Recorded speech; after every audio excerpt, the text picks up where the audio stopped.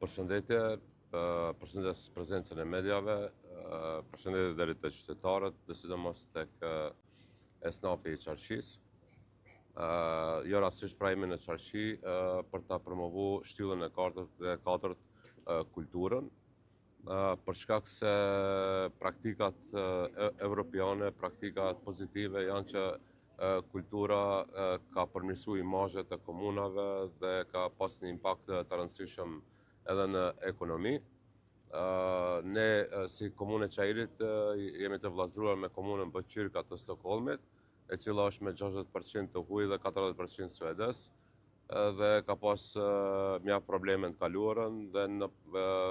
kam provu në shumë segmente, në shumë sfera, vetëm nëpërmjet kulturës, pra kanë arritur ta përmirësojnë imazhin dhe kanë arritur ta zhvillojnë ekonominë, sepse duke organizuar aktivitete shumëta kulturore, kanë arritur që në ballinat e gazetave dhe në lajmet e televizioneve të janë jo për probleme, po të janë për aktivitete kulturore, të teatrave, kinemave, operës, orë letrare, kështu me radhë. Këtë impakt e kemi pa edhe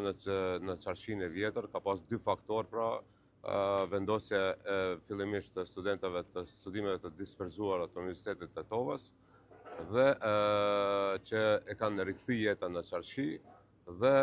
aktivitetet e shumta kulturore, siç janë tingujt e Qarqisë, Shkupi në Telajo, dhe koncentrimi i tërë potencialit pra kulturor në Qarqinë e vjetër, e bëni pra kthesën në Qarqi. Sot jam këtu pra për të premtuar që kultura do jetë shtyllë e rëndësishme në komunën e Çajirit. Pra bashkë me rinin, sportin, arsimin, janë ndër shtyllat kryesore ku do përqendrohemi,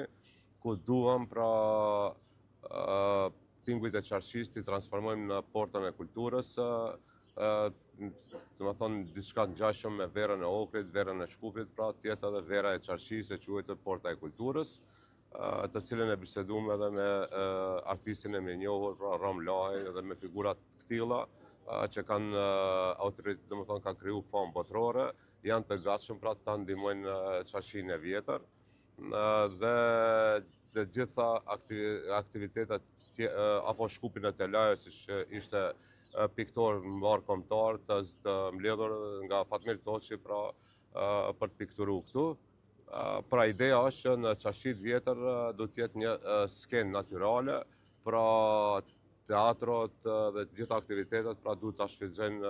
Qarqinë, të dalin në rrugët e Qarqisë, sidomos aty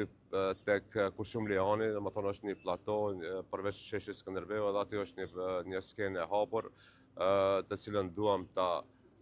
rekonstruojmë dhe të jetë në shërbim pra të kulturës dhe aktiviteteve kulturore. Po ashtu do mundohemi pra të përqendrojmë edhe shoqatat kulturore, siç e promovuam një ditë me Jeni Jollin, Lilian, qendra kulturore të bosnjakëve, dhe pra gjithçka të koncentrohet në Qarqinë e vjetër të Shkupit, dhe mendoj se kjo do jetë një stimul edhe për kulturën, edhe për promovim të vlerave, po edhe ringjallje e Qarqisë së vjetër, e cila tashmë do ketë edhe parkingun mbi 800 vetura.